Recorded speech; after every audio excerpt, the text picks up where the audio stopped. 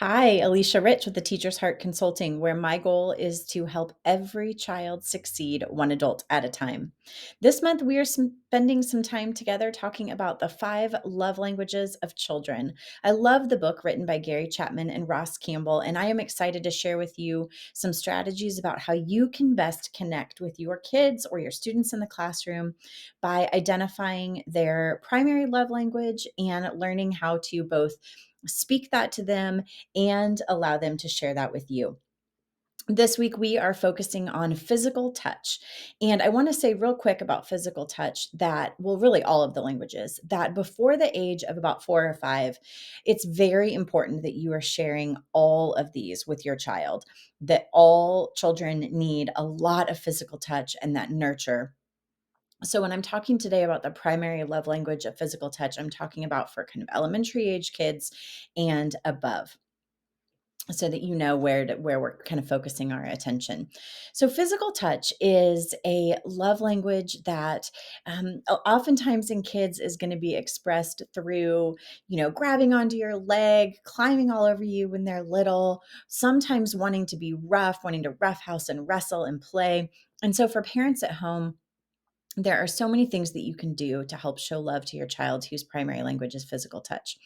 While we continue to say things like, I love you, they are going to receive love and really feel it the strongest when they're experiencing that touch from you. And it can be in things as simple as cuddling together on the couch while you watch TV or read a book, putting your arm around them while you're standing together, a simple pat on the back or, hand on a shoulder as you're telling them that you're proud of them.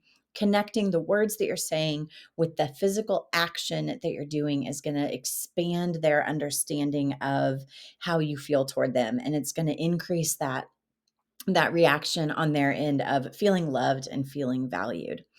Kids that are speaking the primary love language of physical touch are often going to be kids that enjoy wrestling and playing around. They want to be rough, a little bit in play. They want to be involved in physical activity where they can come into contact with you in a loving way.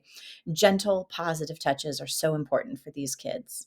If you're in the classroom, it might look a little bit different, but there are still great things you can do to show children whose primary love language is physical touch that you care about them and that you want to make that connection with them.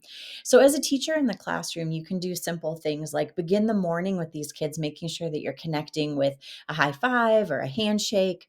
Again, a pat on the back. As you're walking around or watching them do work, as you're facilitating conversation, when you see something that they've done well, as you're praising what they've done, the effort that they've put in, along with the words that you're saying, make some small physical connection with them. It might, again, be a pat on the back. It might be a hand on the shoulder, something as simple as touching their arm, something so that they're feeling that physical touch from you while you are also saying whatever it is that you find of value. Again, they're going to connect that better when they have the touch to connect it with. These kids may be kids in class who seek out a hug from you, who want to come and stand close to you. They like to be, at the front of your line if you're there. They might like to come and be close to you during recess time. So don't shy away from interacting with those kids in that way. They are using what they know to speak to you in a way that shows you that they value you, and then they're waiting to hear back from you how you value them. So, kids whose primary love language is physical touch, those are some examples, some easy ways that you can incorporate that into your day with them, whether it's your child at home or a child that you're serving in the classroom.